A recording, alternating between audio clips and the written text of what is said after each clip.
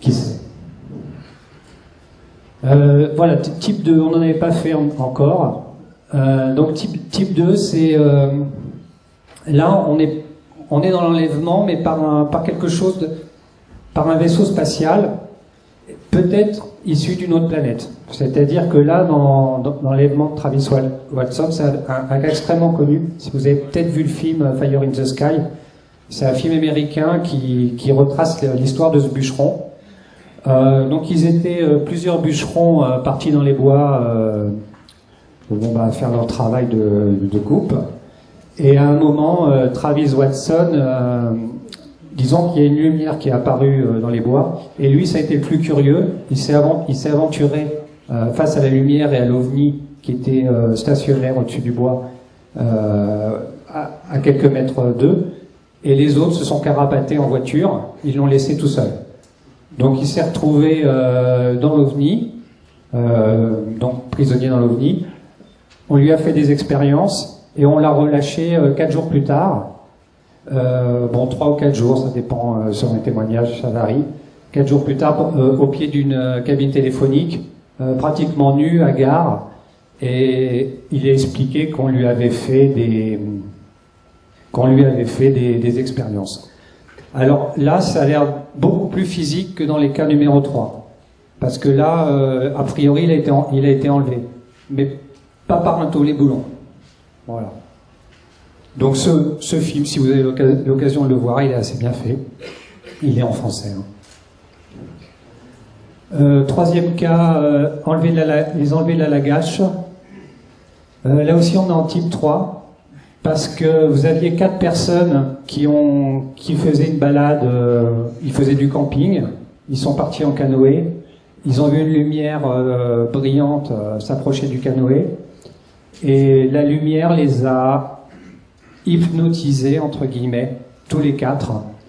Et quand ils sont rentrés sur les rives, ils ont tous relaté des expériences, voilà les quatre campeurs, et ils ont tous relaté des expériences assez similaires, mais différentes. C'est comme si effectivement ça s'était passé dans leur esprit, parce que physiquement il n'y avait aucune trace, ça s'est passé en quelques instants.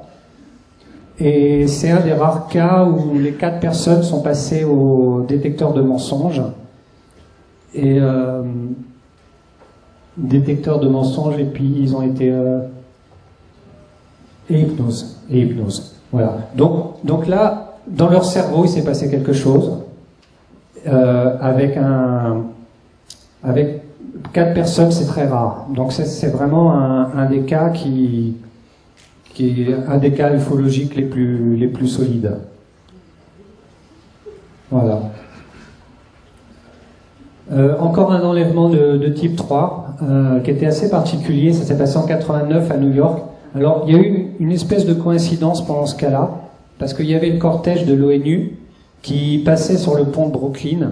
Donc c'était en 1989 avec Javier Pérez de Cuellar.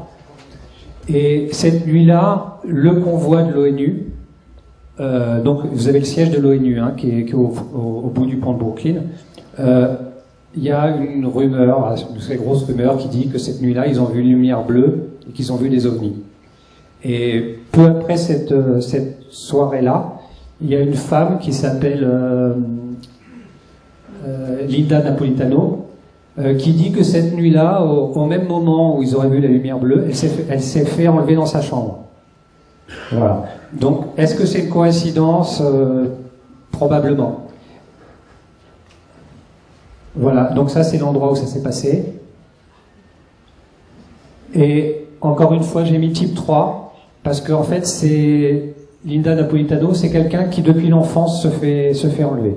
Alors, cette nuit-là, elle a raconté un truc très très bizarre, où elle s'est retrouvée sur la plage avec des hommes en noir qui lui ont montré un poisson mort. En fait, vous avez l'impression que c'est une sorte de rêve un petit peu délirant. Et voilà. Et en même temps, est-ce qu'il faut la croire? Enfin, en même temps, il s'est passé quand même un phénomène aérien non identifié cette nuit-là. Voilà, donc encore une personne enlevée régulièrement, qui raconte à peu près la même chose, des gris qu'il enlève, et puis une histoire parfois difficile à croire. Voilà, un incident de type 2. Alors là, c'est la rencontre entre un chasseur iranien, un Mirage F4, Phantom F4, 76. Alors ça, c'est un cas... pourquoi type 2? Parce que vous avez eu le chasseur qui a ouvert le feu sur un ovni.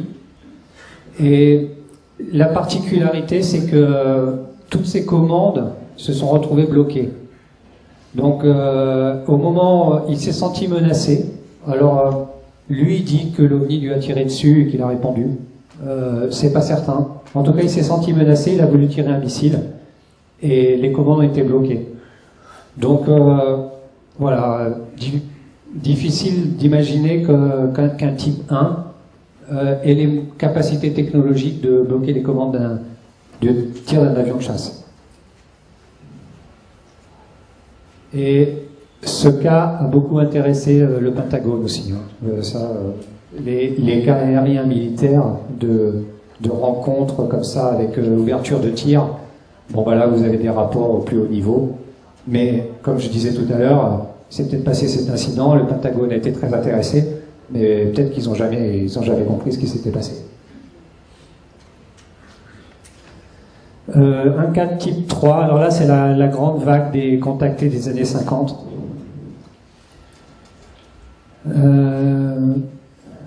Oui, voilà, donc ces années-là, c'était la grande peur de l'arme atomique et bon, peut-être de la guerre nucléaire. Donc les contactés ramenaient souvent des messages de paix, de frères de l'espace, et voilà. Donc lui a dit qu'il avait été emmené en orbite terrestre pour qu'on lui montre un petit peu les capacités. Mais voilà, franchement, pas sûr qu'il ait quitté la terre ferme. Probablement quelque chose d'assimilé dans son esprit. Là, un cas de type 1. Alors ça, ce cas est intéressant parce qu'il s'est passé en 52 dans le désert du Nevada.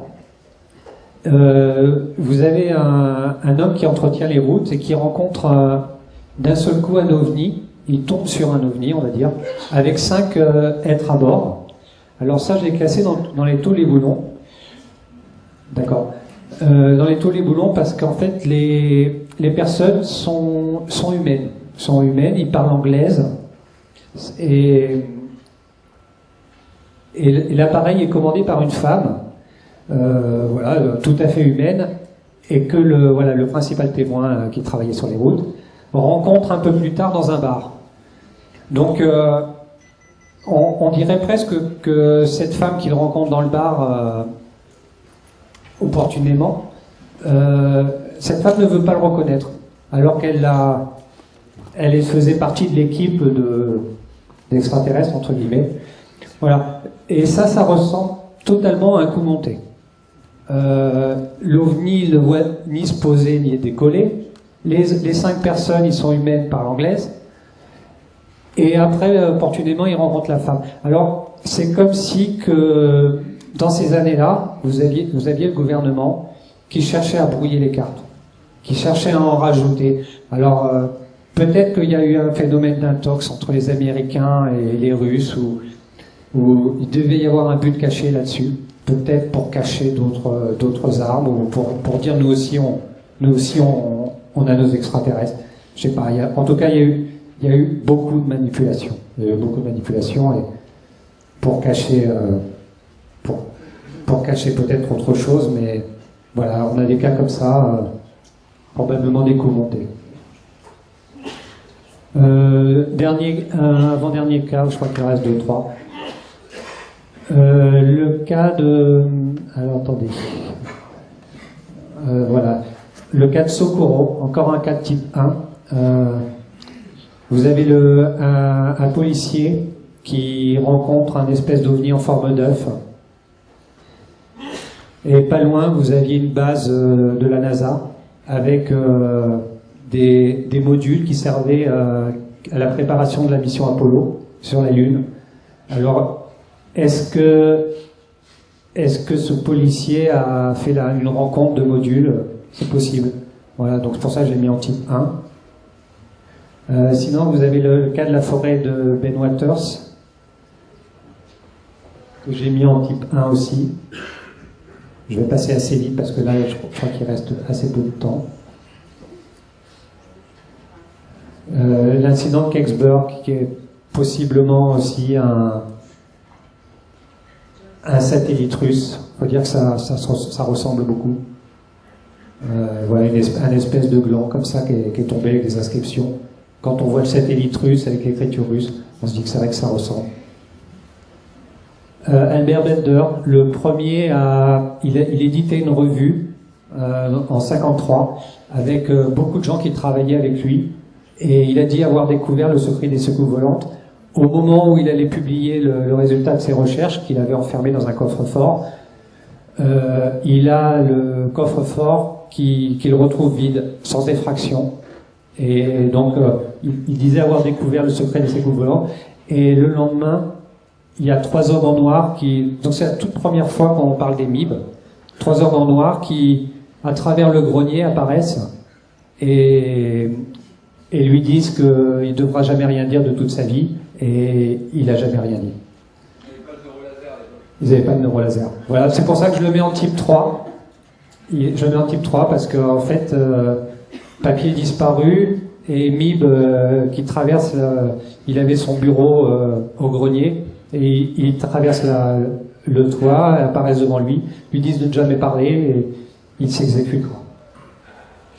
Et le dernier cas, c'était l'affaire Mental. Alors là, à discuter, peut-être type 2, j'ai mis type 1.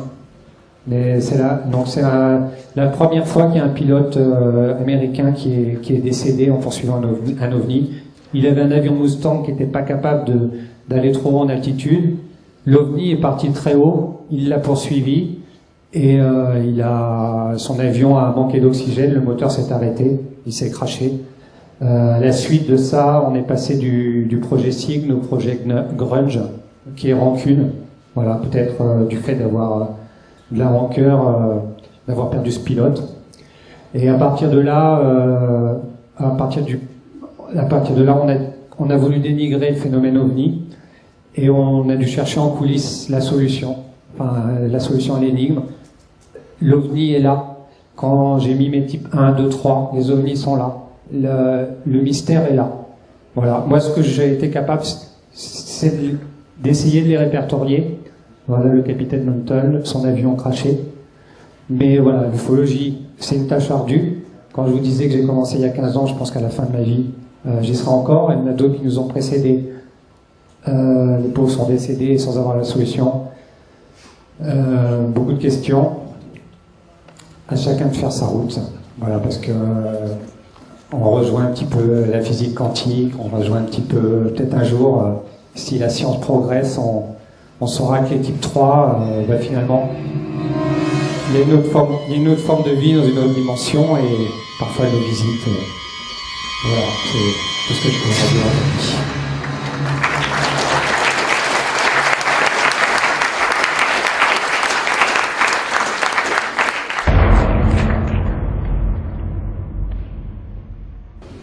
J'aurais moi-même une question, toute bête.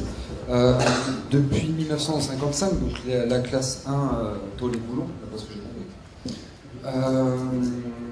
Comment dire, en l'espace de 50 ans, la race humaine a fait un bond technologique assez important. Est-ce que ce serait pas aussi logique que eux, quels qu'ils soient, aient aussi fait justement un bond technologique qui justement a développé d'autres choses à part la tôle et boulons? Les extraterrestres, entre autres.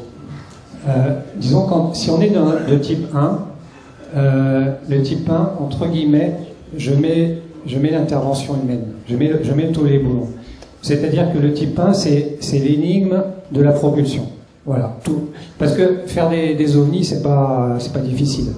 Mais l'énigme, c'est toujours la propulsion. Est-ce qu'il y a une technologie que certaines grandes puissances connaissent? Mais à ce moment-là, pourquoi ne pas la sortir du chapeau Et voilà, donc c'est... Maintenant, pour répondre à ta question au niveau extraterrestre, je pense que s'ils ont les moyens de franchir 4 années-lumière pour venir jusqu'à nous, ils avaient une technologie, donc les types 2, hein, tellement avancée il y a 50 ans que s'ils ont 1000 ou 2000 ans d'avance sur nous, je ne pense pas que 50 ans fassent de grandes différences, et je pense que la technologie, ils avaient la même il y a 50 ans. Et s'ils ne veulent pas se montrer, ils ne se montreront pas. Ils ont les moyens voilà, de cacher, ou ils ont les moyens de pas se montrer, et s'ils veulent effacer les traces, ils ont les moyens aussi. Donc en fait, ils se divulgueront que le jour où eux l'auront décidé, à mon avis.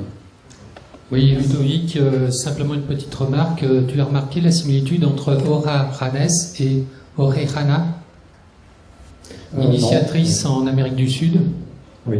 Dont on parle dans certaines légendes. Une extraterrestre initiatrice. Oui, oui. Donc c'était le cas de la femme au chapeau rouge là, qui se retrouve dans le bar.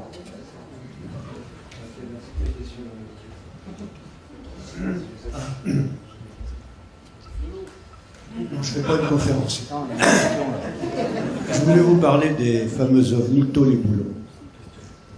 Parce que là, une fois de plus, on est très anthropocentriste. On raisonne en fonction de nos capacités de raisonner par rapport à des logiques de rationalité.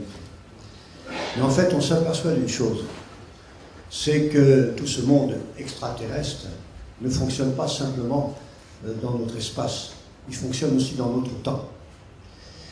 Et on s'est aperçu que, en fait, l'extraterrestre, on appelle ça entité intelligente, avait la capacité de pouvoir s'adapter à la psychologie humaine et aux archétypes humains. Il faut savoir que des apparitions d'ovnis, il y en avait aussi au XIXe siècle. On a retrouvé des extraits de journaux qui en parlaient. Et il faut savoir que ces ovnis apparaissaient en fonction des archétypes humains de l'époque. À savoir qu'on voyait par exemple un ovni, c'était un espèce de dirigeable, et on voyait un extraterrestre descendre avec une échelle de corde. Ah oui, ben on ne pouvait pas imaginer autre chose. Donc, on s'aperçoit que, je ne dis pas qu'on est manipulé, mais une fois de plus, nous sommes prisonniers de nos façons de penser, de notre rationalité, et de ramener tout à des explications humaines, alors qu'il n'y en a pas. Ça va beaucoup plus loin que ça.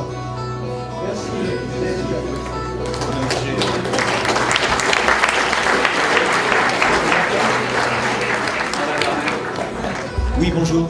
Je voulais vous demander par rapport au drone californien. Vous avez dit que une personne avait fait une maquette en fin de compte, et c'est ça qui a fait que ça pouvait, que c'était du montage. Ou il y avait autre chose, j'ai peut-être pas tout suivi. Non. Alors, c'est une affaire vraiment. Si l'affaire vous intéresse, je vous conseille d'aller sur Internet. Il y a beaucoup de forums, il y a beaucoup de documentation. En fait, non, ça a été à la fin de l'affaire. À la fin de l'affaire, il y a un internaute qui s'est décidé à faire cette maquette pour prouver que si on suspendait avec un fil cette maquette, on était capable de faire les photos de la qualité précédente. Mais c'est pas pour ça que tout le dossier est faux. Ce dossier-là, c'est quelque chose qu'on a servi aux ufologues, mais qui a été bien préparé. C'est-à-dire que quand on a sorti le dossier Carrette, c'est un dossier qui fait 30 pages, qui était très bien ficelé. Et il y avait vraiment de quoi y croire. Moi, j'ai cru au début. Pour l'instant, je suis dans le doute. Mais voilà. Vous voyez en haut à droite, il y a un moteur antigravité. On a dit que le moteur antigravité servait à faire fonctionner ce modèle-là. Et en même temps, si c'est sorti de l'imagination de quelqu'un qui a voulu faire un canular, c'est extraordinaire comme imagination. Voilà, donc c'est un dossier qui est vraiment intéressant si vous voulez vous replonger dedans. Il y a de quoi vous occuper. Merci.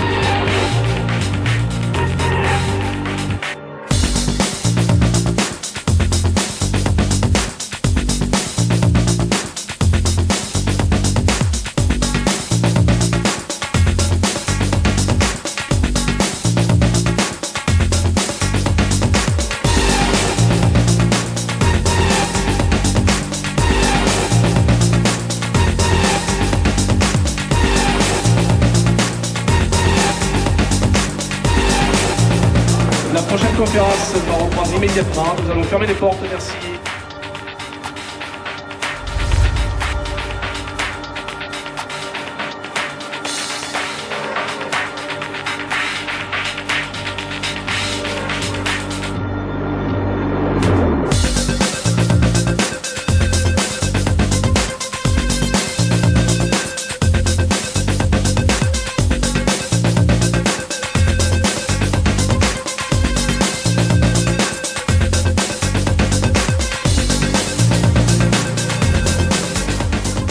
Je voudrais remercier Rock d'avoir organisé cette journée absolument magnifique. C'est un vrai petit pas pour l'homme, un grand pas pour la vérité. Alors, grands encouragements, grand merci et à bientôt et surtout pour la prochaine.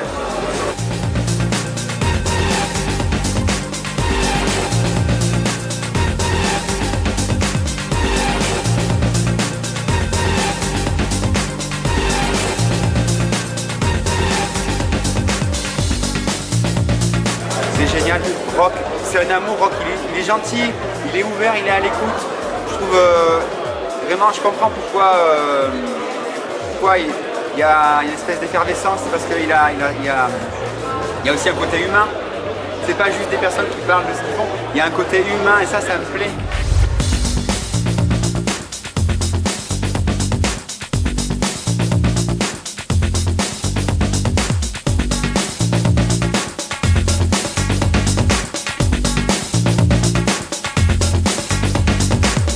Mon Rock, merci pour ces moments de bonheur passés avec toi, parce que c'est vrai que depuis qu'on se parle au téléphone, enfin je mets un visage, je vois que tu es comme moi, tu aimes la bonne chair, et en tout cas continue à nous offrir un si beau magazine comme celui, et qui est Top Secret. Je t'embrasse.